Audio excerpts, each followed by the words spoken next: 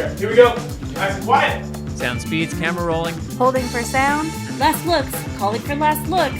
And set and action. I need to swap batteries. You know, making movies is hard. Making movies is hard. Welcome to Making Movies is Hard, the podcast about the struggle of being an independent filmmaker. I'm Alrik Purcell. I'm Liz Manischel. This week we have writer-director Emily Hagins on the show to talk about starting directing at a young age. And this is what I encourage kids that want to make movies, that ask, what did you do and how do I do that? They said, don't let it, even if you don't have a lot of money, don't let anyone tell you what you can't accomplish. Because if you're just feeling motivated and you're a kid, you don't really know what your limits are. Just keep learning and anywhere you can and making things, because you'll learn by making things. And by young, I mean, I think she was making short films at 10 or something like. Didn't she make her first feature? She was 12, right? When she made her first one? Yeah, it's insane. It took a long time, though. So I think, it wasn't like she made it and released it at age 12. No, it took a couple years, but still, I think like when you're making your second feature at 15 or whatever it is, it's like, okay. All right, and not just making, and I think there's other people who young made feature. I tried to make a feature when I was that age. I failed.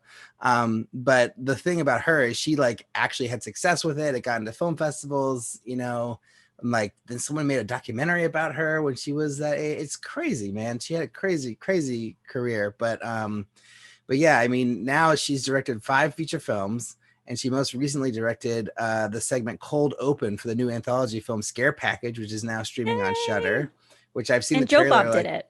Oh, Joe Bob did it. Oh my God, I got to see the Joe Bob. Oh my man.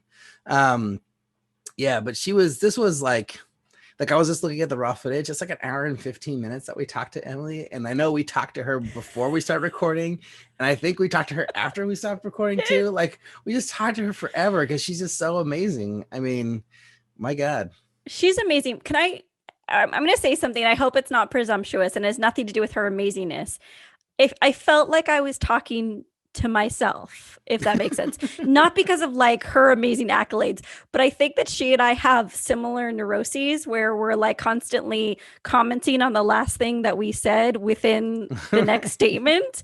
And I was like, oh, this is what it's like. This is really cool to talk to someone who sounds like me.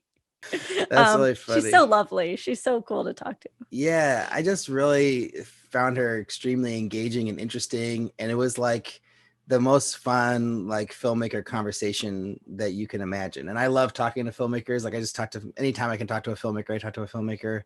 But this was such a blast. So I hope you guys liked it as much as we enjoyed talking to Emily. But I think before we get to our conversation with Emily, Liz, you have mail. You have mail. Breath catches in my chest until I hear 3 little words. You got mail. So Liz, what do you got for us? All right, well, we have another iTunes review, and this one is from a new listener, Crazy Star Wars Fanboy, who gave us 5 stars. Very kind.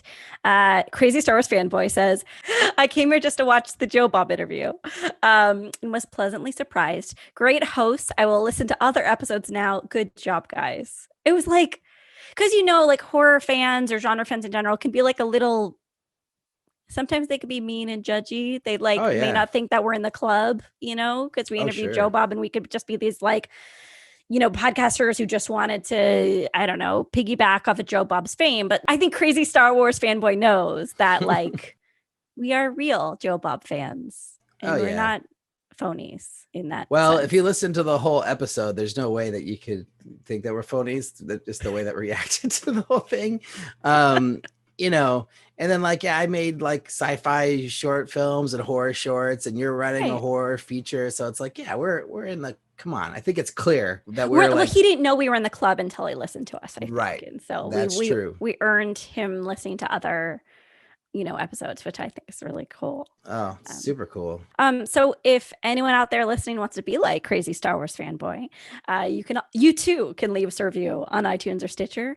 Or if that's, a heavy lift, you can send us a question, comment, suggestion to podcast@makingmoviesishard.com. We have a Patreon page If you love the show and you want to support us, you could go to patreon.com/MMIH podcast and toss us whatever you can afford. I know it's the holidays, but we would appreciate it. Unending love and support from us. You could get a cool sticker. Should I show the sticker? Because I have them next to me at all moments. Sticker. Yes. Sticker. Amazing. Sticker. I always send two, by the way, even though you're paying for one. You can get an enamel pin and just anything you want. Just tell us what you want. Anything you see on camera, we'll just send it to you. It's fine. Yeah, no problem. Lastly, if you head over to our Instagram page, which is under that same MMIH podcast username, click on the link in the bio, head on over to YouTube. With this show that you're listening to, you may be listening to on YouTube, but if you're not, you could be listening to it on YouTube.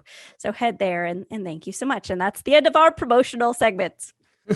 And promotional jargon. And begin, get shorty. So you make movies, huh? I produce feature motion pictures. I got an idea for a movie. Boo! Oh man. So written and directed and produced and starring Rakefet Abergel. I think I'm getting that right. But yeah, what an amazing short this is. And Boo is the name of the short. I wasn't just scaring you.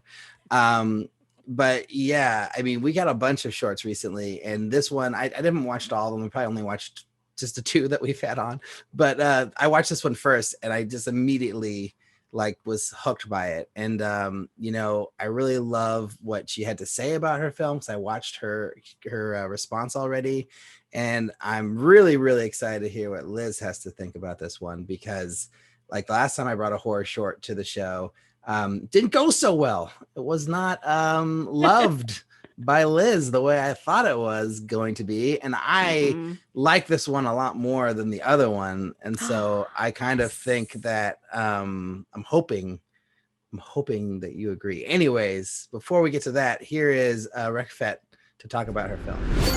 Hey, I'm Rakefet Abergel. I am the writer, director, producer of Boo. I actually also starred in it. And that's who I am. I'll answer some questions that I've been asked. So, why did I make a short versus any other medium? Well, shorts are a lot easier to make. They're cheaper to make, usually. And it would be really silly of me to jump into the feature film pond without having made a short or two. Why this story? This story came about because I had a boyfriend at the time who used to call me Boo, and I named the character after him in the film.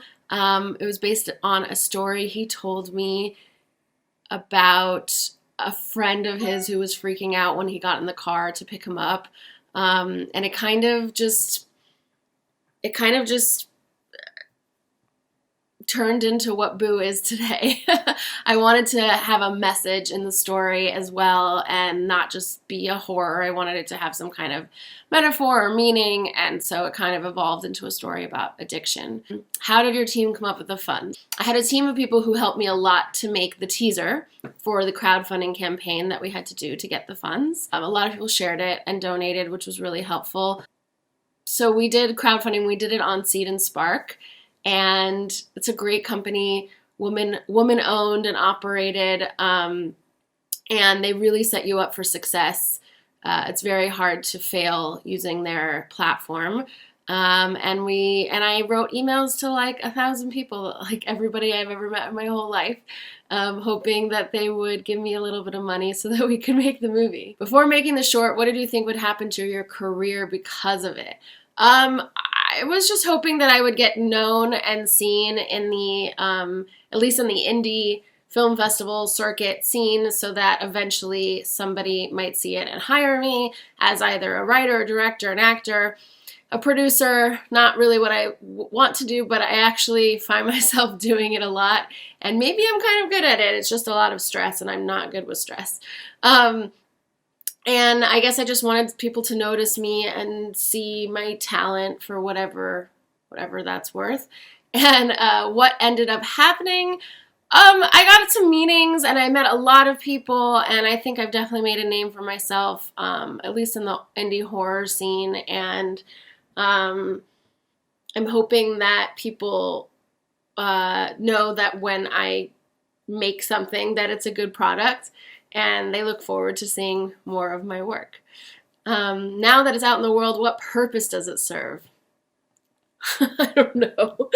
I mean, maybe entertainment. I'm hoping it's entertaining. I also hope that maybe it's cathartic in some ways for some people, depending on their life experiences. I had somebody come up to me at a screening and tell me that he was sober however many years, he said, and that he really felt like I showed what it was like to be an addict. And he felt really kind of seen, which was really cool. So I hope that somebody gets something good out of that. What would you do differently story-wise with the short now that you've lived with it for a few years?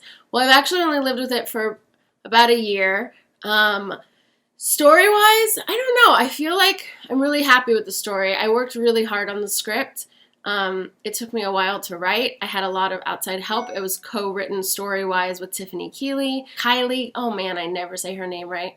Sorry, Tiffany Kylie. I want to say Keeley because that just seems right.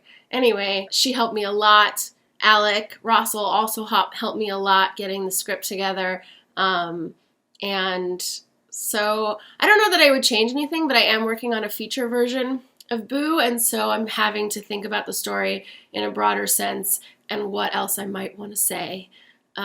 So I hope that I figure out what that is and that you get to see a Boo feature, or at least read one soon. If you have any ideas, send them my way. I'm open to it, and I'm losing my voice because I'm a teacher during the week, and all I do is talk on the computer. So thank you for asking me these questions, and I hope I answered them the way that you wanted. And yeah, thank you so much. Go watch Boo. It's on Alter, on Facebook and YouTube. It's also on my Vimeo page. It's going to be at some other places as well. It's on Bloody TV. It's going to be other places soon. And my first film, Jackson Love, is on Amazon Prime and Vimeo On Demand. And you can find me at Kef827 on Instagram, or at Cyclamen Films on Facebook. Just search me or my films or Cyclamen Films. You'll find me. Great. Thank you so much. I appreciate it. Bye. So, Liz, what did you think? I just saw your first tab and I'm like, okay, yeah, I hear, I see where we're going. I didn't know that was her. I didn't I didn't listen. I never listened to the submissions, like the answers to the questions that they submit in, until I listened to the show after you edit it. So I'm always just like speaking out of my butt, not knowing the context of how this film was made. But she was great. I didn't even know that was her. That's really cool. Okay. What I loved about this short, and once y'all watch it, hopefully you'll see what I mean, but it's more than just a one note joke, right? So like there's the big twist, which I don't know whether we want to say or not, but there's substance to the short because she was essentially sexually assaulted in a car, and they don't ignore that. Like anytime her boyfriend gets near her, she's taken aback, she's protective of her body, she puts a jacket around her. You could see that she's gone through a certain level of trauma of the assault. And even though that's like the main twist of the whole film has nothing to do with her assault, they didn't ignore that, and I was like very happy about that. I love Rakefet. I didn't know that she was the writer, director, producer, and I hope she won't be offended. I'm a curvy lady, and I really love seeing curvy ladies on screen. It just like makes me so happy to see different types of bodies represented. So thank you for being on screen and giving a fantastic performance. And then once you know the twist of the film, I loved the clues that were peppered in the beginning. You could rethink the entire dialogue that her and her recovery friends were having, and it's like way funnier knowing the twist. So I really enjoyed this film. I thought it was great. I guessed the twist fairly early, but I think that's because it was on a horror channel, and so you knew there was going to be something that was going on that wasn't said. But either way, Alrik, do you feel the same way I do? Yeah, I really like this one a lot. As I already said, I think this was really great. I love this kind of writing because I've tried to do this kind of thing in my own work, and I think she did a better job than I have done. You know, just as far as like, you know, leaving the subtle clues that you could never guess on your own before, and then when you go back and watch it again, like it all makes sense and it all ties into like the reveal. You know, including the sexual assault scene, because like that, you know, that happens, and then you're like, wait, so she just killed him? Like, how did she do that? Like, that doesn't, you know, like kind of is like the first sort of question mark for me, is like, how did that, like, that seems crazy. And like the line she has, "Look what you made me do," has so much double meaning when you get to the end. It's so good. And I'm like, oh man. Wait, like, but you guessed the twist, didn't you? You knew that. I didn't know fairly she early. was a eating human person. Yes, you did. You totally Oh. did. I didn't. I wonder if I'm just slow, but No, I think it's just because I was like, alter, horror. There's got to be a double entendre here that I'm not, you know. well, not I was seeing. expecting something like that, and then when the rape scene happened, I was like, is this just like a dark rape? Like, this can't be. Like, what is it? It's got to be something else, you know, because this is too heavy for what I was expecting, you know. And then you sort of like that for me, it was that little moment where, you know, you sort of where she's like, "Look what you made me do," and you're like, wait, this doesn't really add up. And then you're just sort of waiting for it. But then, like you said, like all those stuff where she's reacting to him and she's so shaken, and it's like that trauma that you go through after a horrific, terrible thing happens. It was really authentic. But then again, more double meaning when you get to the end. It's so brilliant. And I loved her performance. I thought she was amazing. I really do think she was great. Like, you know, from the beginning, I was immediately engaged by her, you know, and I think that's like a hard thing to do, especially considering she wrote, directed it, produced it, and she starred in it. I was like, dude. Wait, I wanted to add something. I loved the joke. There's that like friend who's crazy, the blonde girl in the beginning, and she's like, "I used to live in this small European town a long time ago." I just think that's so funny now. Amazing. It's so great now. Yeah, it makes so much more sense. It's so perfect. Yeah, I was gonna say about the sexual assault scene. It was so disgusting and scary. And the guy they got to play Michael Villar, he's a friend of mine. I didn't know he was in this short. He's God. So great. He was so sweaty and disgusting and just it was great. And just the way that they portrayed the whole thing, and then like the lure with the alcohol, and then like you feel terrible when she takes the sip, and then like where it goes, it's just so but like the ending makes it all worthwhile. Like if the ending wasn't in there the way it was, I don't know if I'd be okay with that scene. It's just like a little too much, but yeah, I think with the ending it was perfect. So yeah, I don't know. The ending, amazing. That's like, if you see any of my short films, I do endings like this, but not as good. And yeah, great job. I mean, talk about delivering on the premise of a horror short, you know, and doing it right at the end. And I don't think like I've had the problem, like, so my short brother has a lot of similarities to this, except I didn't have an opening scene with any kind of gore or intensity. It just starts with the slow burn and goes to the end, and the end has the big reveal. And I think this film benefits from having that little bit of excitement up in the beginning to kind of, you know, get you set, you know, because it kind of starts with her, you know, coming and meeting her fiance, like all bloody and messed up.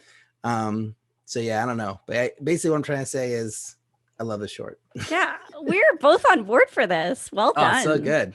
Yeah, and it's interesting because I was hoping that you were going to have the same reaction, because I felt like all the boxes that the other short we reviewed or talked about didn't hit. I thought this one hit perfectly, and so, you know, justified the violence, had a meaning, had a point. Mm-hmm. You know, not to say I don't think the other one had a point, but you know, it's just different. Anyways. What I'm trying to say is fantastic job. And when you do the crowdfunding campaign for the feature, I will be the first one in, because I want to see this feature version. She's writing a feature of this right now. Oh, that's so nice. Well, if I listened to her video, I would know that, I think. Yeah. One last thing. This is kind of silly, but like So I emailed her at 11 o'clock or something yesterday morning. She responded immediately. I sent her the questions. She had her answers within like by 12:15 or something. So it was almost like within an hour of me reaching out for her to do this, she had already recorded her responses. She's just like ideal on every level, isn't she? Like, my God. Like, talk about like, just being on the ball. I was like, man, so impressed. Anyways, everyone should watch this film. Everyone should follow Rakefet, if I'm saying the name right. And yeah, fantastic. Send us your short film. Blow us away the same way with whatever you're working on. I want to be blown away like this again. So yeah, I think without any more jibber jabber though, it's time for our very long, very fun, very awesome chat with Emily Hagins. Should we leave it in like that? Or? Yes. Okay. Emily Hagins. Emily Hagins.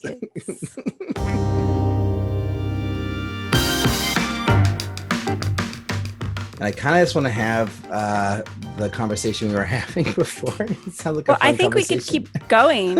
Okay.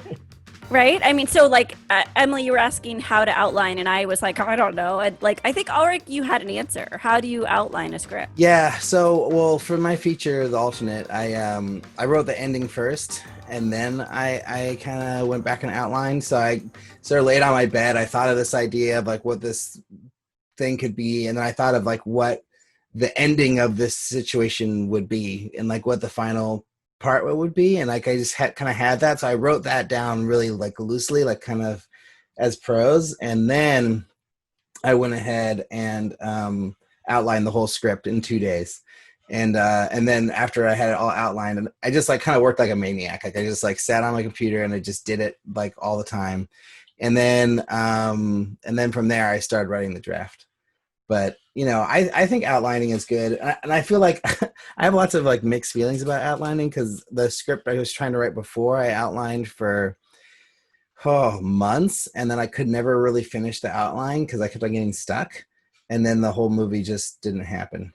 Never wrote it, So I feel like, but maybe that's good. Maybe it didn't need to be written, But I feel like, I don't know. As long as you don't get lost in outlining, I think you can get lost in it. You need to jump on the momentum, right? I mean, I don't know, Emily, if you feel this similarly, but I just think if I don't write it, I won't ever write it, Yeah. But yeah, for sure. What are your issues with outlining? Yeah, I think when I go back and look at the outline after the script is done, I just every time find that I've divulged 100%. I divulged. Oh my gosh, I need to go back to school. I go away from the outline. Diverged. Diverged. I don't wake up this early, personally, but no, I'm trying to. So this is good.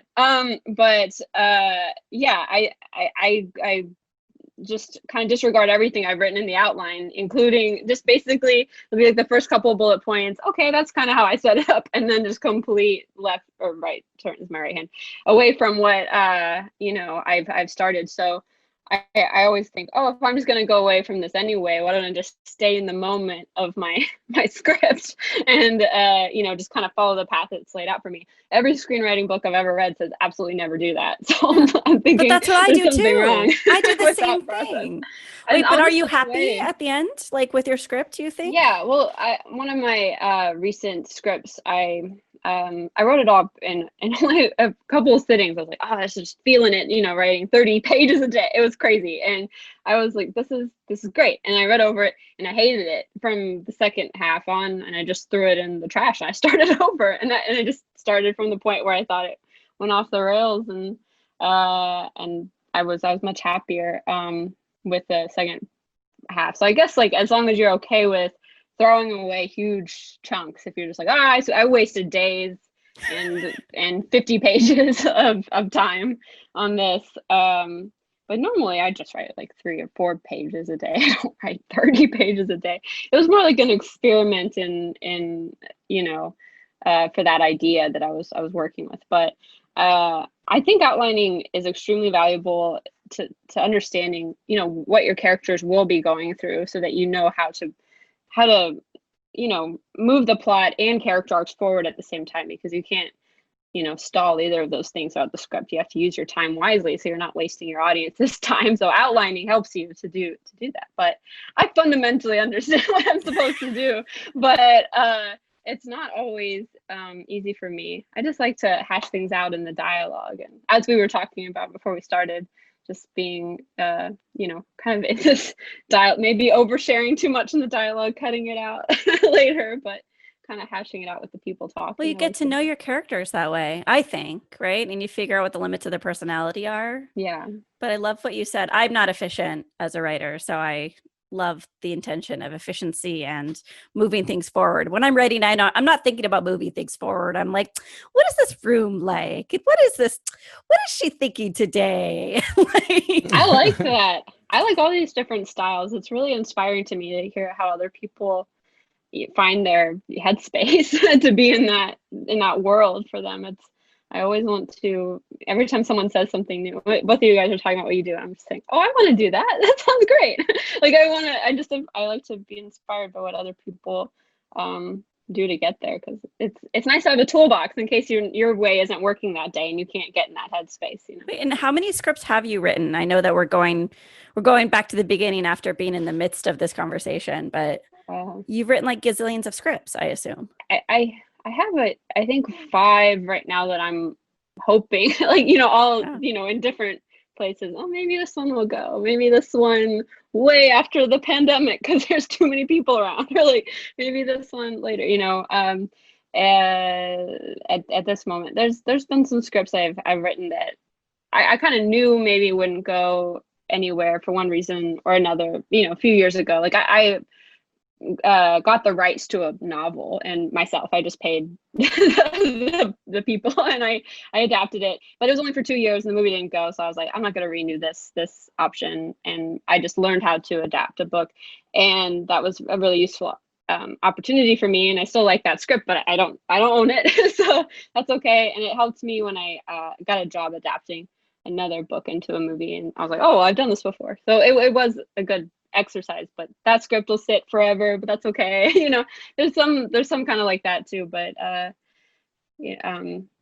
guess right now I have about 5 that I'm hoping can be made at some point. But like prior to those 5 you've written, you've made like 5 or 6. I really wish I put your CV in front of me. You've made like 5 or 6 features at this point. 5, yes. 5. Yeah. But the script I'm writing when I'm 12 is like, it's written in like Microsoft Word. Like it's not like 50 pages or something. I don't know. But I wrote those, and one of them was adapted from the book I got that job to do. And 5, yeah. and some short films like Scare Package we were going to talk about. I wrote the segment I did for that, and did a segment of another horror anthology. So it's all kind of like, I get kind of in awe of someone who can write a really amazing short and can condense, everything that goes into a feature with arcs and plot into something that's really awesome in like 10 minutes. I have trouble with that. I've tried to turn some of my features into a short. Oh, what if we made the short first? And I just have a lot of trouble condensing all the information from a feature into a short. I think you can. I've expanded a short once into a feature, but I think I'm just really impressed with people that can really, nail the short form as well. So speaking of Scare Package, how many days did you shoot that project? We shot for three days. It's funny because I shot another short film a couple months after that, and that came out way sooner than Scare Package. Scare Package came out this year, a couple months ago in the summer, and our segment was about 15 minutes in 3 days. Can you talk about the budget of the segment and the budget of the whole, or what can you talk about budget-wise? I think because I'm lead, I'm not the person in charge. I'm not supposed to say those things, but it was okay for me. I guess it wasn't zillions of dollars, but we made it work. We filmed in Austin, which is where I'm from, and we had such an amazing cast and crew in Austin, and we worked really hard. Our last day was a little long, longer than I would like to, shoot to be respectful of our team being there, but we got through it. It was because we had some stunts and we had to just make sure it was extra safe, and some people falling down, and we just didn't want to rush anything like that and have someone get hurt. So we were going along for the right reasons, but still, it was a lot to do in 3 days. Yeah, I think when the budget was limited, we just had to be extra creative. And people in Austin are very good at, let's all rally and, use what we have. And, oh, who has a knife that can be a prop in the scene? That sounds scary, but we did have to ask that. And someone was like, I have a knife. And it's Texas. Like, who has the biggest knife to put on the table? I just talked about safety and then I said that. I think people like to rally and, help make it the best film possible. I love shooting in Austin. When you say long, how long is long? Are you talking like 14 hours, 16 hours, 20 hours? Oh my gosh, no. Yeah, 14, maybe 15 hours. I think it was 2018. I want to say 14 or 15 hours. That's not so bad. The problem was like the last scene, we were shooting chronologically because of the stunts and the blood that was getting everywhere. And, we had backups of the clothes, but once something gets soiled in a specific way, like blood splatters all over someone's face, you can't really recreate it exactly without taking a lot of time to do that. And that's not something we had. So right. We had, we're like, okay, let's just go chronologically. If something really, horrible goes wrong, we can like replace one of the shirts, but let's just try to keep it consistent. And the short was supposed to end at night, but the sun had come all the way up and there were skylights and there was not a way we could like pretend like that hadn't happened. So we had to kind of lean into, you add some lines kind of at the end, rework the whole ending, even in overtime where they're saying, oh, it's daylight now. I didn't realize the sun had come up. And the other character says, because it's like a meta horror movie, the other character says, oh, horror movies always end in the daylight. It's a sign of hope, So we kind of leaned into the joke there that the sun had mysteriously risen in the course of the night. But we work with what you have. So how long did you work on the film from inception to it being released? I want to say, well, it was kind of a break at times because there are several segments. So we filmed in 3 days, but we had a couple months to, prep and make sure and get everything like ready to go. Like we knew we were on the project, but we were not actively working on the project in the spring. And then it was like, I think May 2018, we were filming and editing. And then it was kind of a long break because all the other segments had to wrap up. And then we, I think in 2019, we did the rest of the post-production, like the color and sound and all that, because they did it all once the movie was ready, which makes sense. So it was a kind of strange, oh, we're not working on this for several months, we're back on it, we're not on it, and then it came out this year in 2020. So it's kind of crazy to me 2 years later on Shudder with Joe Bob Briggs announcing it. It was like such a huge deal. Joe Bob Briggs, Alrik, I'm trying to convince Joe Bob Briggs, like I want him to be on the show, and part of it is like bringing him up as many times as possible. I wish I knew him. Could help you. Cool. He's just like, yeah, he's the best. How big was your crew that you worked with? I think about 12 people or so. Maybe a producer probably look at the scope. What are you talking about? I like 12 faces come to mind, roughly. Like a 3-person G&E team, 2-person sound team. I think each department was roughly like 3 people or so, and then script supervisor, camera person, assistant camera. I mean, it wasn't huge, maybe 15 people. But we were mostly in like a house, so we couldn't overload the structure with people. But it was a good size for me, independent filmmaker. And then out of all your projects, how difficult was this one to make? Yeah, I think I've done some movies that are just kids, like teenagers going through things, and they just sit around and talk and get through some problems. And this one had some stunts and some choreography, and because it was horror comedy, it wasn't just the choreography of the action. I wanted it to feel like a dance or like a Looney Tunes cartoon. And so we were really kind of specific with what that choreography looked like, and that took a lot of time, and then the safety, and so I would say it was harder in those ways, but in some ways just we had some great performers that just would nail it in a couple of takes, and that was great. Didn't have to take a lot to get the performances, so that was good. Okay, we have to go back to the beginning because Alrik doesn't have the context that I do about how amazing Emily is. I was building a panel for South by several years ago. I sat next to Alana Hauser at Sundance, and I was like, Alana, do you know any like micro budget female filmmakers? And she's like, my friend Emily is. and then she told me, I think at that time you had made 4 features when you were recommended to me, and that you made your first feature when you were 12. And ever since then, I've just been like, oh, I want to be like Emily when I grow up. She's like 10 years younger than me, but I want to be like her. She's so cool. So I'm sure everyone asks you these questions, but just to bring us the context of the conversation, like making your first feature at age 12, can you talk a little bit about why you did it, what inspired you, and how you achieved that? Well, just I have to follow that, because that was so nice that ever since we met on that panel, I talk about you to my family all the time. I'm like, Liz is one of my role models. She's so like I feel like your Facebook presence like brings me joy. Just when you talk about movies and Valley Girl. We're both big Valley Girl fans, right? Yes. Original Valley Girl. Yes. OG. And, yeah. I was just trying to explain to someone yesterday just how that's the greatest 80s teen movie, and they were just like, I don't even want to hear it anymore. Just like, shut up. Okay. So, yeah, I guess I'm just a big movie nerd even before I started making my own films. I just loved watching movies. My parents would be just supportive of that and take me anytime I wanted to go.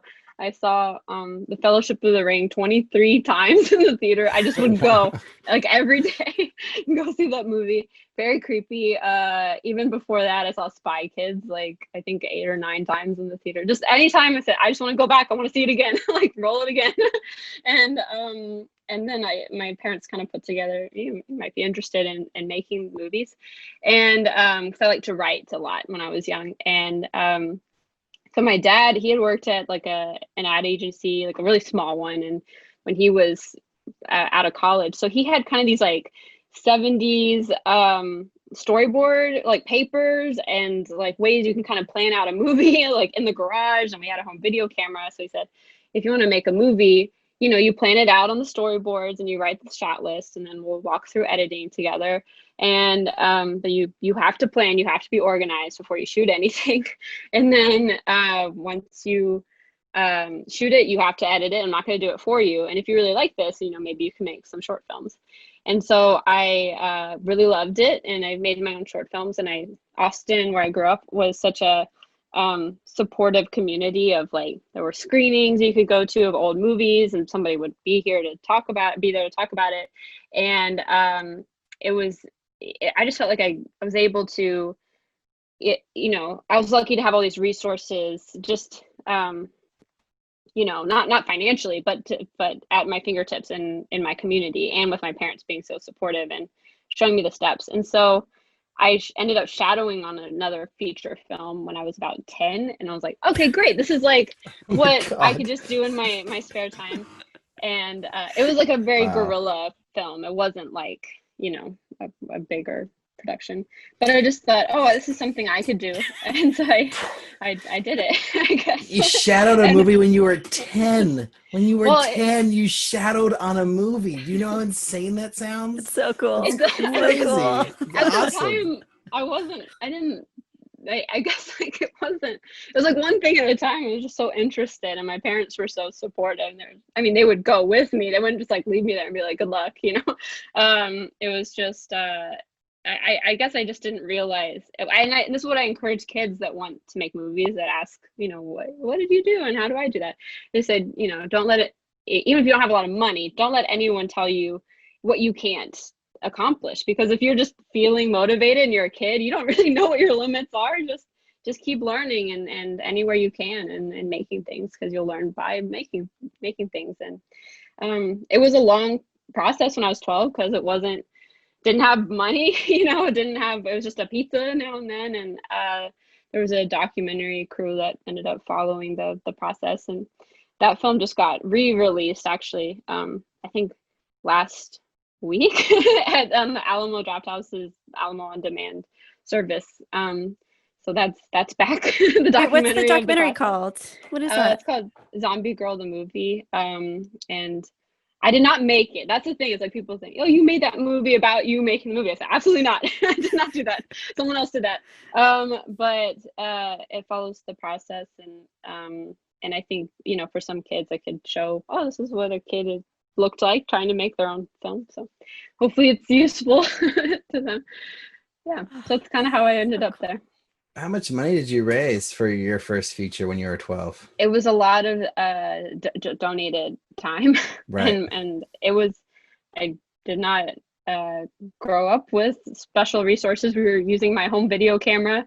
Our boom mic was a microphone that we were very excited about, just like kind of like what Liz has, something like that, but just taped with a duct tape to a painting roller. Oh it was gosh. like just very. Wow. I don't know. Just whatever people had, who has leftover Halloween makeup? And my mom is a graphic designer, so she was there helping do the zombie makeup, and and my dad would come after work, and there was a lot of false starts to it. A lot of kids didn't want to be there making a movie every day, but we shot it in like 7 days. Once we got into it, wow. It was just a very quick process. And I mean, we just said, okay, we have to get it done now, and it was just kind of whatever we could. There was no budget laid out for it. It was a thing. It wasn't like, oh, my parents gave me $10,000 or anything like that. That was, in my mind, that would have blown my mind. It was just like, here's a pizza, good luck. Wow. And then you That's edited amazing. it for the next, like, how long did you edit it? Like, who edited it? Yes, I think so. I remember editing. I hope someone's not offended. I think so. We were working in iMovie at the time. One of those iMacs that was like bubbled with the colors, the different colors. Yeah. That was, and I think we eventually upgraded to one that was slightly flatter in that process. Wow. The whole thing was I think 3 or 4 years. I started it when I was about 11 and I finished it when I was about 14. And I don't think people really realized that how long it was taking to make it. Right. But I think that's what the documentary kind of covers those years. I don't look that different from when I did in the documentary, and that's kind of a problem for me. So I don't really encourage people to watch it because I looked like an old 12-year-old, and I look like, I guess, the same. I don't know. Like, I don't look. People would think I was a lot older at the time. I have the same like haircut. Anyway, I get kind of nervous when people watch it now because it's been so much time, and I kind of just look the same, and it's kind of freaky. But. Not that I look young, I just looked old then, is what I mean.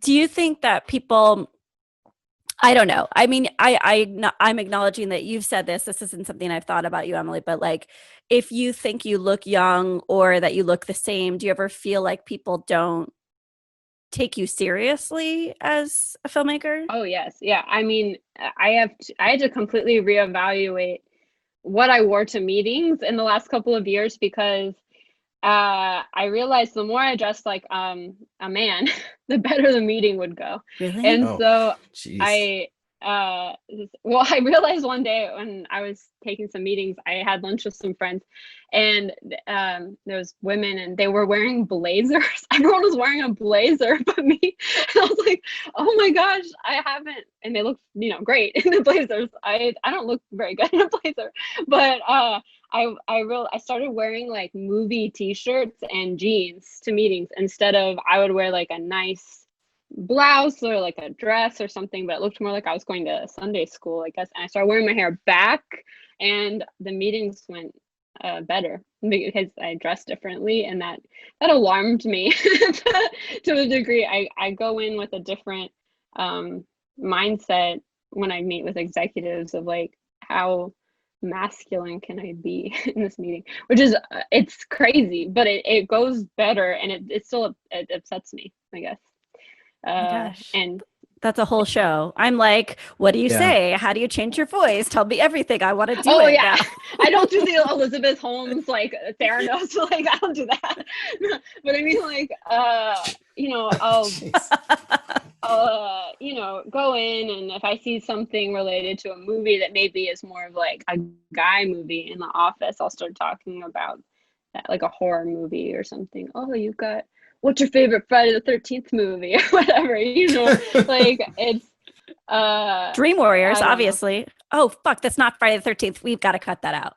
We have to cut it out. I'm You just so said sorry. Dream Warriors, and I was like, yes. I was like, wait. I almost have to No, leave that in though, Liz. No, please because don't. it's too funny. It's too funny. I'm so embarrassed. If you like Dream Warriors, because that's also my favorite of the Nightmare on Elm Street movies. course. I think my favorite of the Friday the 13th movies is part 6. So that's the one I would recommend to you if you share the same favorite. I'm trying to remember what happens. Is this the one? The beginning's pretty notable, or is this the resurrection of Jason? And there's a resurrection opening that I really like in one of the Friday the 13th Where he's movies. like in the graveyard. Yes, Sorry. that Like, one. went totally, yeah. That's that one. I love that one. It's Yes, so good. it's very good. I don't completely. I also am a firm believer in, you know, presenting myself, you know, honestly in a meeting, because I've been told, oh, if you want to get this job, you go in and you act like this and you say that, and I don't want to be somebody I'm not in a meeting either. So I go in myself, but I also like dress differently for meetings now than I used to, and it bums me out because I thought I was putting in a nice effort, but apparently it was making me look younger and not like a director. And this is like what I've been told. You don't look like a director. And I don't know if you've had this happen to you as well, but you don't sound like a director. You don't yell, you know, these things. You have to be, I was told once, you have to be more masculine if you want anyone to listen to you on set by a producer. Yeah, And yelling's out from a director, I think. We don't I don't think that's a thing that people do anymore. My opinion. That feels like 40s, like with the cone thing, you know? Yeah, that seems ridiculous. But I don't even like, if the actor's really far away, I don't even like to yell action. I have someone who's much louder, yell for everyone in the land to hear. We are filming, usually an AD, but when I guess like if someone already has this vision that you're not masculine enough to be the director, and you have a guy with a very loud voice yelling for you, yelling action, I've been told that looks bad. That looks like you're not in charge. And I'm like, you just wouldn't say that to a guy. Anyway, sorry, I went down the road. Why are people giving you so much unsolicited advice? Like, I want to just like go and be like, be quiet. Like, you've accomplished so much. Anyway. Thank you. I appreciate that. How many movies you've made? Like, do you think they would realize that you know what you're doing by this point, right? I would hope so. I take it as a sign of, you know, if somebody gives a sign like that early on that they're going to be like that. At this point, I just think this is, you know, not an opportunity worth taking if this is your attitude. I went to a meeting kind of recently where a guy said, I said, you know, he asked for the story. I said the 12-year-old thing, you know, and he goes, and he just goes, I could have done that. I was like, okay, why would you say that? He's like, I didn't do that, but like I could have. I was like, I'm really glad you felt like you could have done that. It's like when people look at like a Picasso painting and they're like, you know, it's just like a bunch of lines. It's like, no, it's like, it's way more than, okay, sorry, I'm going to go on a soapbox or something. It's so funny. These people, and I just thought this is an indicator to me that I don't think I want to work with you, just because I wouldn't, if he told me something that he did, no matter what it was, even if he said I just made a really nice cake today, I wouldn't say I could have done that. Or say, what kind of cake is it, you know? I don't know. But it is, I just think that there's like people in the industry that they just like to feel like they're, you know, they know it all, or they want to be in charge of the set, even if they don't know what they're doing. You know, there's just these people that will come in with an attitude, unfortunately. And I've tried to learn how to, you know, deal with this better, but I think it's something as you get hired to do projects, like, there's going to be someone with the attitude at times, and it has to be. Anyway, sorry, I don't remember I started thinking, what was the question? How did we get here?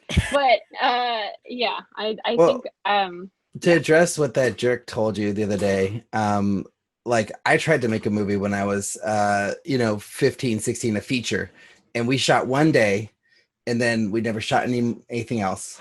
And I knew it wasn't going to happen, so I didn't even bother editing it. But it's very challenging to shoot anything long term, especially when you're younger, when people are more flighty or whatever, and not necessarily taking it as seriously as you are. But my question is, so you made your movie when you're 12, you made your first feature, and then I see, on your IMDb that you made your next feature like 4 years later when you're like 16, 17 or something like that, or maybe a little earlier.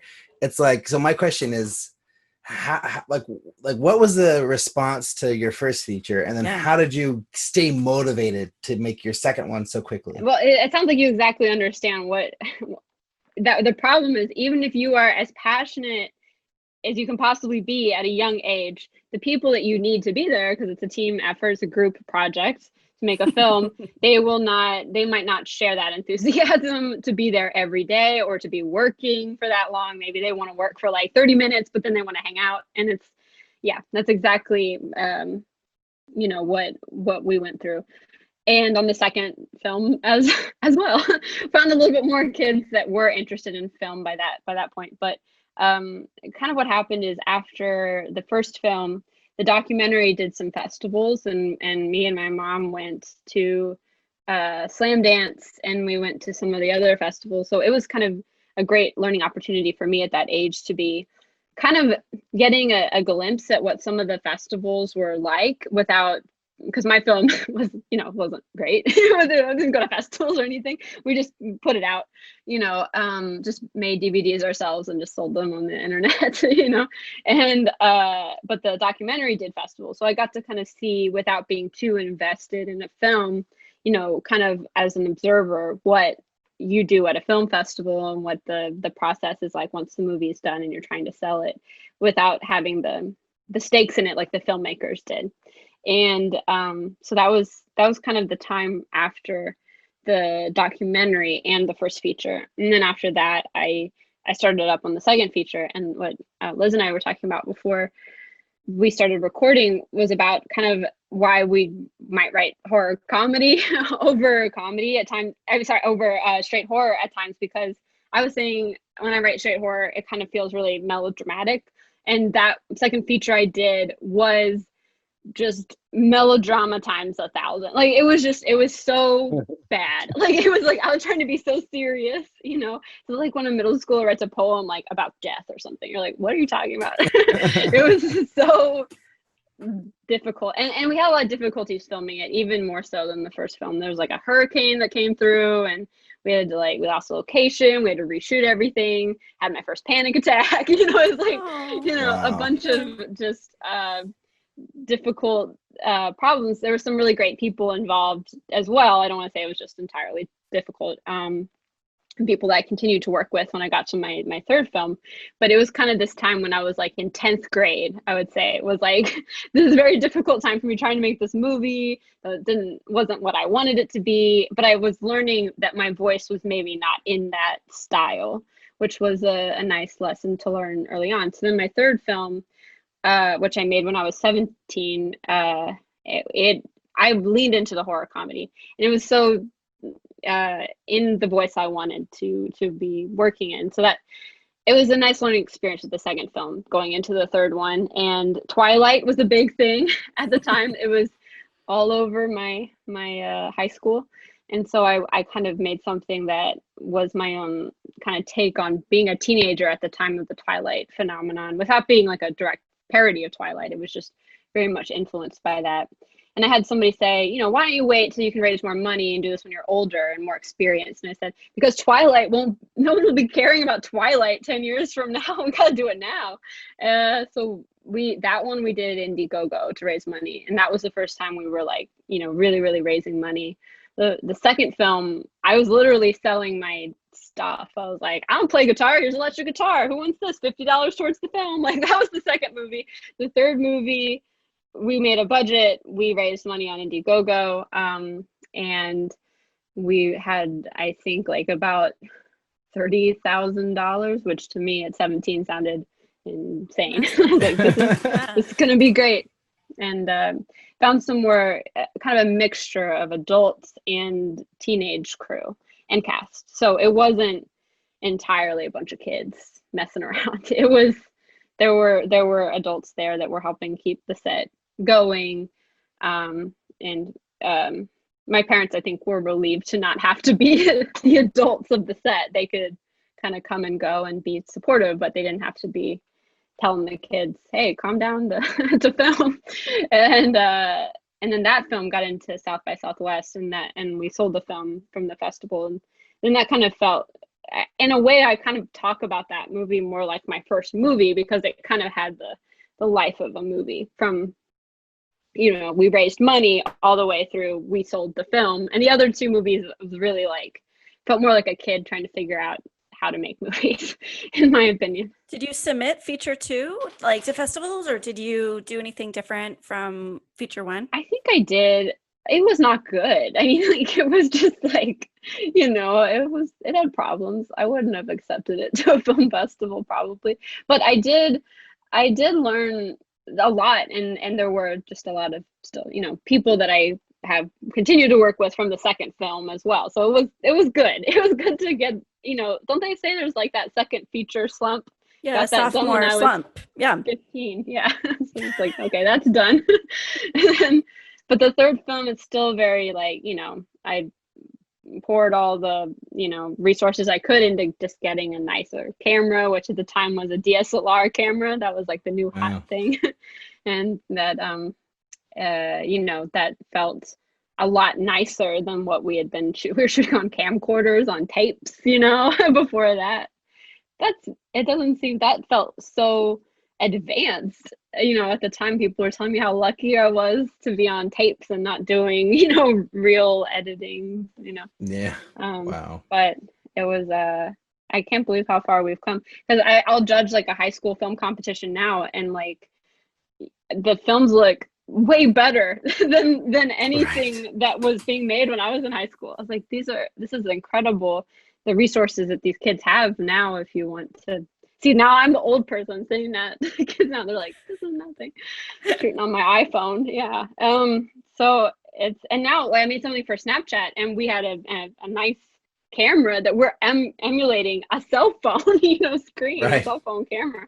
So it's just it is kind of crazy how technology has changed since even then. But I feel like with the third film, it was kind of more of a complete story, more so than the first two movies. So it made sense that would be the one. And I was extremely lucky that they accepted it, because it still felt like it was made by kids. I'm very, very, and I didn't know anyone at South by. It was a complete stroke of luck to get into that festival. And it was. Or you great. Earned your way in with a good movie. Yes. Yeah. Yes. No, I mean, like, it still felt like it was made by kids, but I was glad that they saw the merit in it. It was rough around the edges, is what I mean. But they were looking for some, they saw the heart in it, I think. And that I just appreciate they saw that through the technical glitches. So then what happened after that? Like, this movie gets into South by Southwest, you're 17. Like, do you get a manager? Do you get an agent? Like, what's the next step from there? Yeah, well, it was so crazy to me, because I was doing press for the movie, and I was getting rejected from film school. I was getting like the notices that I wasn't getting into college, and I didn't apply that many places, but it was such a surreal feeling. I was like doing an interview. I was like, looking at my email, and I was like, I got rejected from film school. But it's okay. Like, I just decided, I went to a very rigorous high school too. I was only one of 3 kids who didn't go to college right after high school. And they made sure to tell me that a lot. They were just like, you're not going to college. I'm like, I know, I'm sorry. But it's amazing what those kids that I went to, my peers from high school have accomplished since then. I've been extremely impressed. Very academically minded, people. And I just decided, I had this great education in high school. I want to continue that. I always want to be learning, reading, way more than I did in high school. In high school, I was like, I just want to make movies. And then as I got older, I said, I need to read more. If I want to write, you have to read. I need to watch more, behind the scenes and just always soak in information as if I've never done a movie before, because I think it just makes every movie you make better. If you've learned a lot more between your last film and the next film. And so I kind of traded off the idea of college for just making sure I was constantly learning. And the film I sold to Dark Sky Films, which is a small horror distribution company. And I interned at a kind of an internet video company called Rooster Teeth right out of high school. Yeah. Oh, yes. Yeah. So I worked there when I was 19 for a brief period of time. But then I ended up, I got a manager, and I ended up kind of getting two things at once, like my next feature film, which is a Halloween coming of age dramedy, I guess. And then I got this, like, it was a horror anthology made for TV. I'm trying to figure out a way to describe these things, because it was made for a channel that's no longer around called Chiller TV, which was a sister network to Sci-Fi Channel. And so, but it's no longer. So at the time, for years, they say, oh, it was for Chiller, but Chiller is not around anymore. So I have to explain that, I guess. But it was so those two things I did back to back. We were raising money for the feature film, getting the date set for that. And I shot the anthology segment for Chiller, and we made the film. So I left Rooster Teeth to do that. And after that, I moved to LA and then made another film for Netflix called Coin Heist. And then shot a few more kind of smaller projects in Austin since then. And that's where I am now. I'm 27, about to be 28 in like 2 weeks. So Wow. that's my whole life. I'm sorry. I kind of honed in on something at, what Chiller TV is. I hope that you can piece it together. Perfect. I just think of it as like the Shudder of before. Yeah. It's like what Shudder is now, basically. Exactly. Yeah. It was a great experience, and it did help me get ready for Scare Package, because in my segment they were like, oh, you're going to cast this guy and he's going to be kind of a featured guy in the next segment, so you have to kind of figure out how you're both going to use this guy. And so that was, we had to work together in some ways, but we also, all the directors on that anthology didn't know each other. I briefly met the director of the segment after mine, because we had to talk about this guy we were sharing. But I think we both kind of just disregarded that and did our own thing. I do remember the guy saying, like, if I'm like this in the next segment, why am I like this in yours? And I was like, because you go so crazy between mine and the next one. And he's like, that makes sense, I guess. But it did help me with Scare Package to realize we're all making parts of a whole, and that's just as important as telling our own stories. Are you is your how do I say this? Are you only making money from filmmaking? There we go. Are you living your life as a paid filmmaker, and that is your income that is coming in, and that's the only income coming in? At the moment, yeah. I mean, well, we're in the pandemic now, so it's not as much. But yeah, I just try to, when a job comes along, just budget to save up, so I can be like the squirrels that are bearing the nuts, outside. They're all bearing nuts right now, so I'm watching them. What else do I have to do? But I feel like that's what I do when I get a paycheck on a movie. I'm like, okay, bury this, get ready, save it up for the winter when there might not be jobs. But I just try to keep track of my finance. I'm not like rolling in money as a filmmaker, but I just try to. But you're making a life, which is like kind of the dream. Low. Yeah, that's what everyone wants. I think most people want to be able to make money making movies, I would say. So that's like amazing. Yeah. I think if I wanted to go on more trips or, you know, buy a new car or something, I'd have to be making more money. But for, you know, just getting day-to-day life, I can, you know, still living off the last film. Yeah. So I had a question just about anthology films, because you've done 3 that you've done segments for. Like, how do you get these opportunities? Do they just come to you, like, through your management? Like, how are you getting the chance to do these cool anthology films? Yeah, the first one, the Chiller one, I don't entirely remember how that came about. I didn't know anyone involved with that. I do remember just getting the call from my manager just saying that they were wanting to hire me on it. But the second, the Scare Package one, I was sought out because I think that the filmmakers, the people in charge, the main producers, they wanted to make sure that there wasn't just one, you know, woman or one diverse director and the rest were just like middle-aged white guys. Like they didn't want to just be like, okay, check, there's one, you know, here's the rest is all these guys. And I did appreciate that they were wanting to be very conscientious about the people they were hiring. It's not the reason I want to get jobs, is because I'm like checking a box, but that's not what they phrased it to me, which I really appreciated. They were just like, we just want to make sure that we're not being oblivious to the fact, you know, that women, you know, have a harder time getting jobs in horror, and you know that they're going to have a lot of filmmakers involved, and they just want it to be a diverse set of voices. So I did appreciate the way they approached it. Is that true about women in horror? Wait, I didn't know that. Oh no.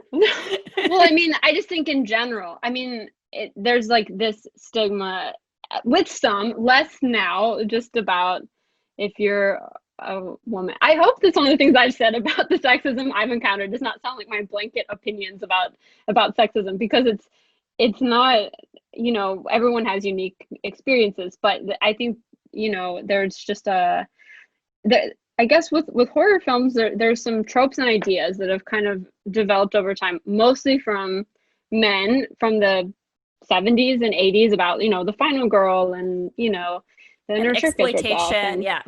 Mm-hmm. And a lot of this, and she's a virgin, and like, you know, or she's pure, and and it's not that I don't like those movies, you know, but there's a lot about women portrayed in horror that came from mostly a man's point of view. And I think as time has gone on, I think there's been a more awareness that women need to be behind the camera to give a more equal point of view of like what these stories should be. And I appreciate that. But I have seen, you know, some boys club at times about the involvement of women in horror. I just don't want to be like too negative, because I haven't encountered too much of this, but it is something I think because of kind of where we come from in the past with horror. You know, there's just this stigma about. I wouldn't worry about offending anyone with your comment, because I mean, I think it's just facts that women are hired less as directors. I mean, it's just statistically accurate. So there must be something going on behind that, right? Yeah. There's a really, really great TED talk my friend shared with me. I'm ashamed to share the information from it, but I don't remember her name. I will send you this. Naomi McDougall-Jones? Yes, it is. Previous guest of the show. Yeah. Oh my god. Okay. Well, she I just thought she articulated it so well, so you know what she says. But I just want to bring it up again here because and it's so funny because I've seen I think 4 TED Talks about women in film, but that was the one that stuck with me the most. And I mean, some of them were like more kind of deviated on other topics that didn't relate as much. But what she says about the reason why it matters how women are portrayed on screen is because it sets expectations for society, because our pop culture influences society. She says something to that degree. Like, so when you see women only portrayed through the lens of a man's point of view for the most part on screen, it does influence the way women get treated in society, because that's what pop culture does for us, you know. And I thought, and I'm sorry if I butchered that from what she says, but I did think that I saw a lot of truth in that, especially in horror, and kind of how women in horror are, what the expectations are, you know, behind the scenes, in front of the camera, you know. And I think that that is something that can be changing these days, because I feel like there's more awareness, and I feel very passionate about that. I love teen movies, as we've discussed, and I've made a lot of teen centered material, but I do love horror movies. And you know, if you take a break from horror, I don't want people, I mean, I've made a couple movies before. I've returned with horror with Scare Package, and a short film I did for Snapchat, but I've still always maintained a love of horror, and it's something I feel very passionate about, being, you know, making movies in that space, because I think, you know, if you love it and you want to make horror movies, I think the genre needs a lot more women to be providing, you know, different points of view to what we've seen in the past. No, I feel super naive. Like I didn't even think about the breakdown of gender in horror at all. Like I just haven't thought about it, because I think of horror as this like fun little like subversive genre that gets to like do gross things and shock and offend people, and that's why I like it. And also like the metaphorical nature of it. But that's why I asked that question, because I genuinely was like, oh shit, you're right, sexism is everywhere. Like I didn't unfortunately. But it's, you know, I have had experiences with sexism, unfortunately, you know, and I think of most women in this industry have, but I do feel optimistic about the future, because I just feel like there's more and more awareness of why there needs to be changes, and I think that there will be you know, moves in that direction. I just have to believe that, because I can get bogged down in feeling, you know, or I see a movie trailer and I'm like, did a guy direct this? I see the credits, like, yes they did. So it's just you know, and the other thing too is like, I just also don't want to be limited because I'm a woman. I don't know if you've been told this. Sorry, I'm like divulging these things that I used it correctly that time. All these things that people have said to me, but it's not the majority of things. But it's just, I think when someone says something that makes you feel insecure, it's like it sticks with you more than someone saying, hey, good job. You know, someone says something like, you know, negative. But you know, someone said to me once, you should really only be making movies about women. And I just was like, you would never tell a guy to only make movies about guys. Like, it's such a strange thing to say. And I've had stories where I've explored, okay, should this be a male or female protagonist? And I say, well, I just think just what the story requires, it should be a guy. But let me just write, you know, in the voice of a guy I actually know, and not just something that's not, or and also a part of myself as well. Like, I'm not trying to, it's so funny when guys read the dialogue I've written though, and then I realize he's talking like me. That's not great. But I think, you know, I want to not be told I have to only write for women, but I do also feel very strongly about, like, half my scripts have female protagonists and half have male protagonists, I think, because that's just what these different stories have demanded. But I feel strongly that we should be having more women on screen, being interesting and flawed and people, you know, and that's it, just to normalize that. They're not all virgins with ripped shirts. Right, exactly. Well, I think it's good that we talk about these things, because I think, like, you know, like, change will hopefully happen and continue to happen, you know, but I think talking about it and voicing it is a good step in the right direction, because if we don't talk about it and we hide it, we keep these terrible stories to ourselves, you know, then it doesn't help anything. I agree. You know? Yeah, for sure.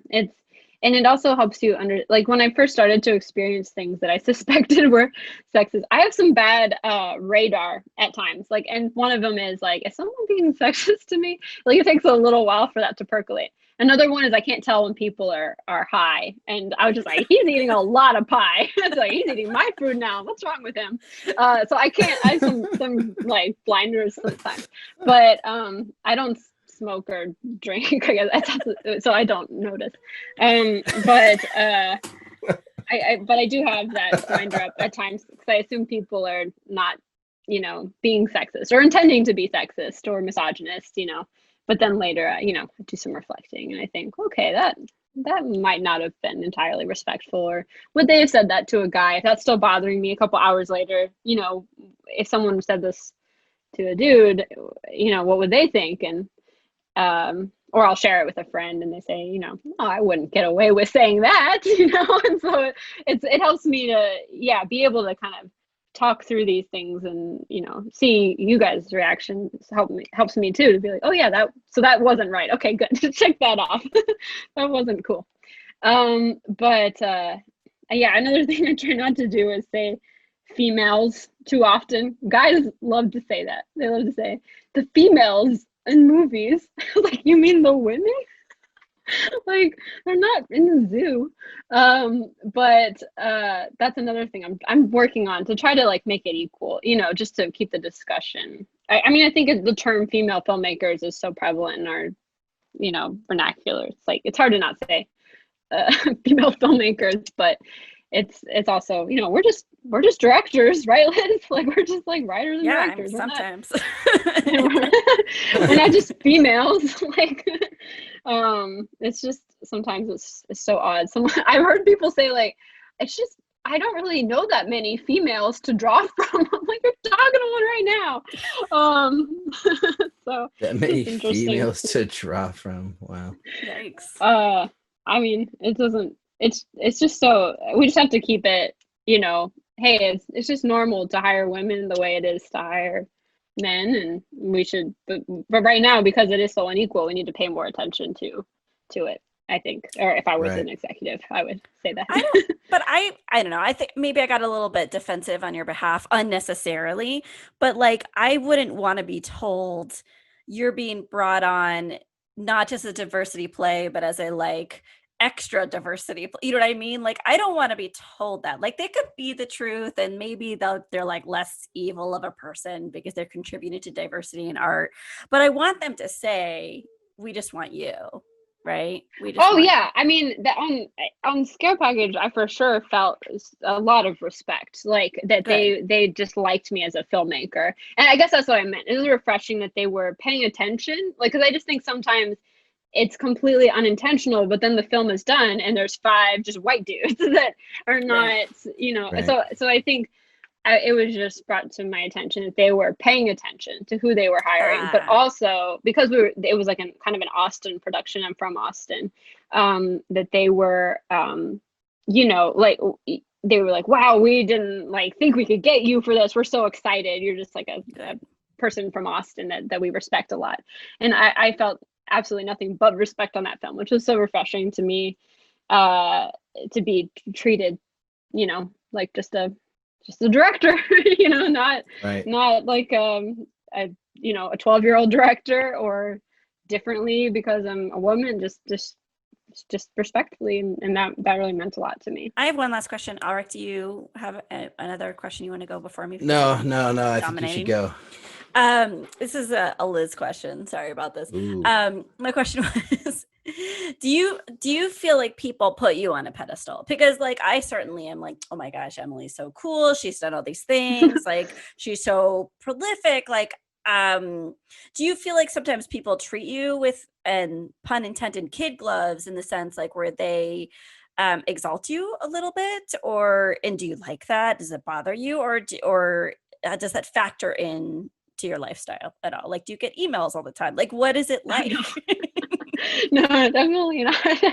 I appreciate that. I guess I really try to stay true to my voice, which I feel like I kind of found early on, like about the time I was 17, 18. I was like, okay, this is the voice I like to work in, and it's grown, as I've grown as a person. But I do feel nervous because I never dyed my hair blue or like cut it all off or anything crazy, or I didn't get any strange scars on my face or anything like that. That there was this idea from Zombie Girl, the documentary on the film when I was 12, that I haven't aged that much. And I've had random children message me on Facebook asking to talk to me about film. I was like, please, I'm an adult. Like, please don't message me on Facebook. You're lucky I'm not going to be creepy to you, but just be careful moving forward. A lot of people in film, you need to be careful. But you know, and they think I'm 12, I guess, is the problem. The other kids think, hey, we can make a movie together. I'm like, I'm not 14. So I think I do get nervous at times. Oh, have I changed enough that people see me completely different than when I first started making films when I was 12? Because I've found a voice I'm comfortable with as a director. But and I've still made movies kind of about teenagers. This is I guess maybe part of the problem. I don't know. So I guess I get nervous about that, about how I'm being portrayed to some people, and why I get nervous about the documentary. But it's a great doc, and it helps, I think other kids learn, and I should just feel, I'm sorry, I just got an Apple Watch and it's telling me things. I thought I silenced it. I don't know how any technology works. I should not be making things about teenagers. But I guess that was a rambling answer to just the fact that I get nervous about how I started my career as so young, and then being perceived as an adult now, because I was told, like, why should they, you're, at the time I was 23 on this one movie. They're like, you're 23. Like, why should they give you whatever, $1 million to make a movie? Like, you need to, show up in person. Oh, Spielberg when he made Jaws. I mean, I know he did Tool before it, but wasn't okay. Anyway, right. Well, did he do like a few movies? Anyways. Yeah. They said, you're 23, you need to come in person and explain to them why they should give you whatever, $1 million to make this movie. And I was like, I'm still gonna be 23 when I arrive to that meeting. Like, that age is not gonna change. And I think also people don't understand that as a director, people don't just hand you a check. You have your line producer and your team that handles the money. You just get paid, out of that money. So I think I get nervous about being portrayed as younger than I am, or less experienced than I am, because I just don't look all that different from the time I first came onto the scene, I guess. But I am at peace with that, and I'm excited to keep making movies. That was very kind of you to think people put me on a pedestal. As far as I know, that I've not, aside from random Facebook messages from 12-year-olds, I've not gotten a lot of a lot of that type of if it helps at all, I looked at your IMDb when we first were going to have you on the show, and I was like, oh my gosh, she's made all these features and all this stuff. I had no idea you were 12 when you made your first feature. Like, I just assumed that you just made a whole bunch of features. So maybe, I don't know, just one person, but maybe that perception is what other people see too. They don't just see a 12-year-old, that you started when you were 12 or whatever. Yeah, I appreciate I didn't that. even know until Liz told me, and then I just looked right before the interview, and I was like, oh my God, wow, it's amazing. Well, I'm always striving to not be like, for the work to speak for itself, not be like, oh, that's the girl who was 12 who is now an adult, or here's a female. Like, I just want to be making good movies that hopefully people enjoy, and that's the dream. I want to say one more thing, which is, I don't know if it's helpful, but to me, I know so many people, and I'm sure we all do, who's made the first feature, and then they either don't make anything for a very long period of time, or they don't make another feature at all, and they're just done and they do something else. And so the fact that you made your first feature when you were 12, and then you made your next feature when you were 15, and your next feature when you're 17, it's just like, holy shit, this puts you on a completely different level than any other filmmaker, regardless of age, right? Because usually it's a first feature and then it's a break, and then if they do it again, then they do it again a few years later. And so the fact that you were so consistent is extremely impressive. So, and I think that's something to remember, is just you can make one movie, but it's not just that one movie, it's the next movie, and it's the next movie, and it's the next movie. Mm-hmm. And that's sort of what I've been thinking about for myself at 35, is oh my God, I made one movie, but I got to make the next movie and the next movie and the next movie. And so, yeah, I don't know. I don't know what that means, Yeah. but it's No, important. exactly. That is so important, because a lot of the advice that gets put out there is about get your first movie made, and that is important. It's a giant hurdle, and because once you can do it, that's a great thing to have in your mind as things get difficult moving on. But I think that's a great thing to think about is, what is the next one? How am I going to make the next film? And it's also very, I think, reassuring to be a reminder that it takes sometimes years to make the next film, and that doesn't mean anything for that person. It's not any kind of like failure, like sign of failure. And that's something I have to tell myself a lot, because we filmed. You said, what's the most recent thing you filmed? And we're saying Scare Package. I said, I filmed that in 2018, and I'm like, why haven't I done more? Is what, goes on in my head. But try to remember that thing that people say is like, talk to yourself the way you would talk to your friend, not like, you wouldn't say that to your friend, so just say, hey, you're doing great. Everyone is in this right now together, and all we can do is be safe right now and writing. I don't know about you guys, but I'm just trying to write and read and learn and be ready to go once things are safe again. But I think it's, you just read about a lot of, or at least I do, a lot of filmmakers I admire, and they say, when did you come up with this idea? And they say, I came up with this idea 10 years ago. I wrote the script 8 years ago. We just filmed it last year, so that is part of the process, is your whole career. And that sometimes maybe the next thing comes along a couple months later, maybe it's 5 years later, but it's all okay. Well, I think that's a perfect place to end and get to our final 5 questions. I'm gonna go first.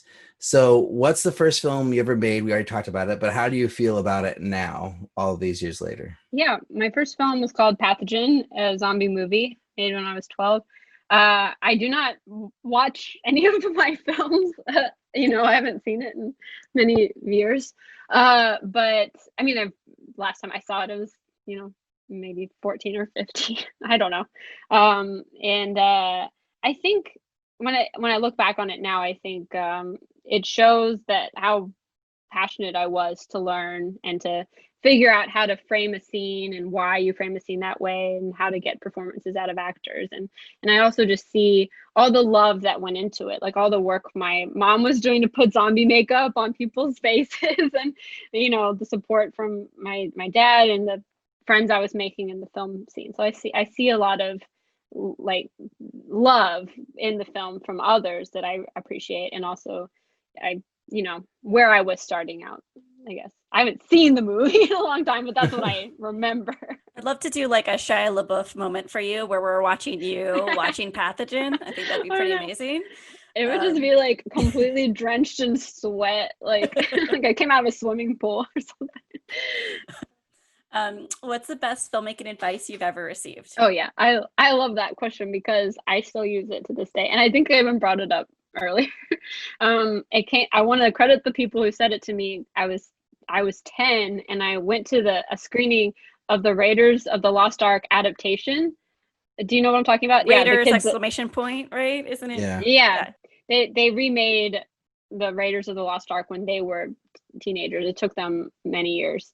And I was 10 at the time, and I'm too shy to ask questions. My mom made me ask the question. She's like, you want to ask it. So I said, what advice do you have for another 10-year-old who wants to make movies? And they said, don't let anyone tell you what you can't do. Like, learn to trust yourself, and to always just persevere. And because you'll get there if you just keep, trying and keeping a good, optimistic attitude towards it. So I've carried that with me ever since then, and it was great to hear it from someone else who was trying to make movies at that age. Do you have a goal as a filmmaker? I guess my goal, because we're talking about, are you making money just making movies, right? I guess my goal would be to be able to do that forever, to be able to make enough money to live on, so I can keep making movies and movies that I care about, not just oh, this is just a job or something. I mean, I haven't had that many projects like that, but just be able to tell stories that I am passionate about, that hopefully resonate with other people and to just make my living off of that. It's not like to make a Marvel movie or something, I just want to be able to just keep doing this. If you could go back in time, what piece of advice would you give your younger self? Oh yeah, good question. I guess and it's something I'm still trying to tell myself, to just trust that. I guess I learned this on one movie, I guess, and I try to take it forward. And I would tell myself this on my first movie, is that you're there because people trust you to be the director. You don't need to pretend to be what you think someone else wants you to be as the director. You're there because you got hired, or you're there because everyone's raised the money and put their time into it because they're trusting you to do your job and to make the set good. So you don't have to be, I think they want me to be like this today, so I need to be like this, or this. If I only just bought coffee for everyone, I wouldn't tell my 12-year-old self to buy coffee for everyone. But if I just did this, like everyone would like me, or it's not. Just be. Be there. Trust yourself to be the director, because hopefully that's what everyone else is doing. And then lastly, is making movies hard? That's the whole thing, right? Mm-hmm. I think so, and I do think directing can be particularly lonely, and in a way, but I also think it's just, there's something extremely magical about the teamwork of seeing what everyone else brings to the vision, from the actors to the editors to even the color can bring such a life to the movie that you weren't aware of, and I think that in a way, when it's right, it all falls together effortlessly, and that's not hard at all. But getting to that place is hard. Raising the money and being prepared, and finding the right people and the right project, just having all those pieces ready to go. That's the hard part. Just there were like 80 questions that we didn't get to because it was an actual conversation. But where can people find you, Emily? I'm trying to spend less time on social media. Did you guys watch that documentary? Yes, on Social Netflix? Dilemma. It's like, it's warped my mind. I'm like, do I even go on Facebook anymore? I don't know. Yes, but see, you're one of the people on Facebook I log on to see. I'm just like, what does Liz say? But there's like 5 people on Facebook that I read their posts. Everyone else is like, I don't know. Did you have a baby? What's this? Or I know you had a baby. I just mean there's people I don't look to see. But I've the only nonfiction I read is kind of about how social media and technology is ruining our lives, as I just bought an Apple Watch. But I feel like I'm trying to, you asked a question that I'm going to get to. I'm cheesy nuggets on everything at cheesy nuggets, but I try not to check it, I guess, that often, because I watched that documentary and I've been reading all these books, and I'm like, this is ruining our brains, but I guess I have to do this because it's part of the entertainment industry. It's like, you can't not be on it. Can't there be like an audience building platform where we don't feel like we're selling our souls? I would love that. Yes. Let's all do that. And especially these days, my screen time went up. They're like, your screen time went up 50% to like 3 hours. So I'm like, oh my God, because I was doing so well, just not checking this stuff as often. And then, the last few days, I'm like just absolutely glued to it. I have no memory of like just doing anything in the real world the last like 3 days. I'm just like, it's like glued to my face.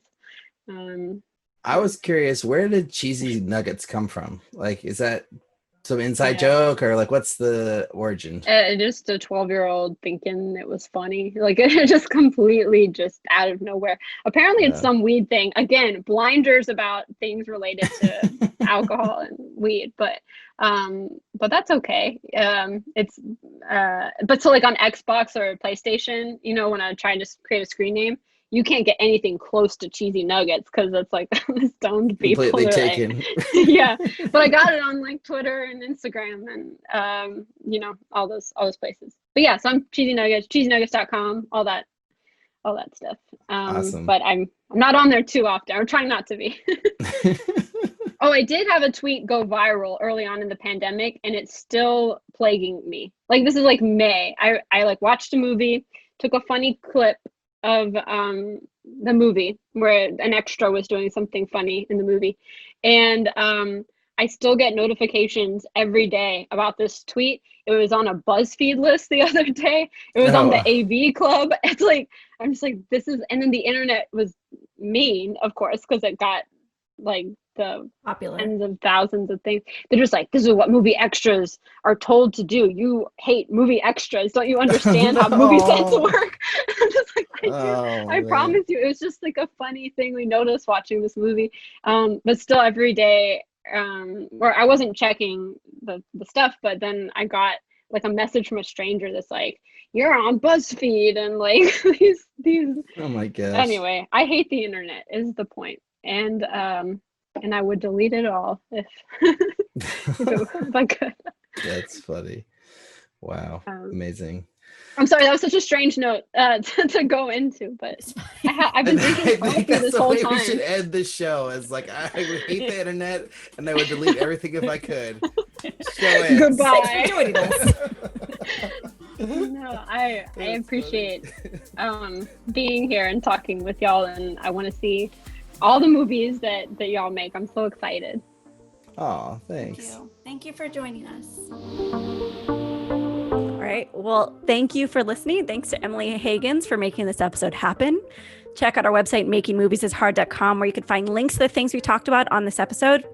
If you want to get in contact with us, send an email to podcast@makingmoviesishard.com.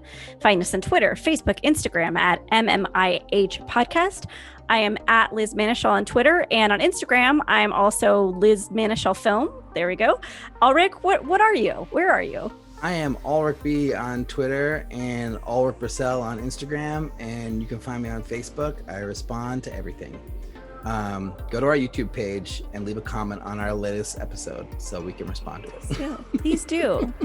I felt like less alive this past week, that YouTube page. I know. So we need to. We want to see.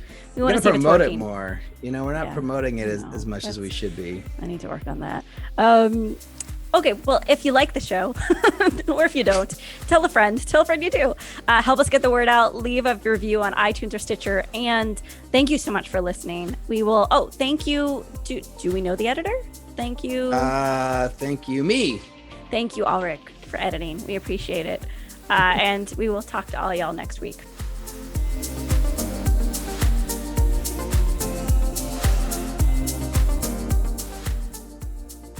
This week we have writer and director Emily Hagins on the show to talk about Hagins. Oh my God.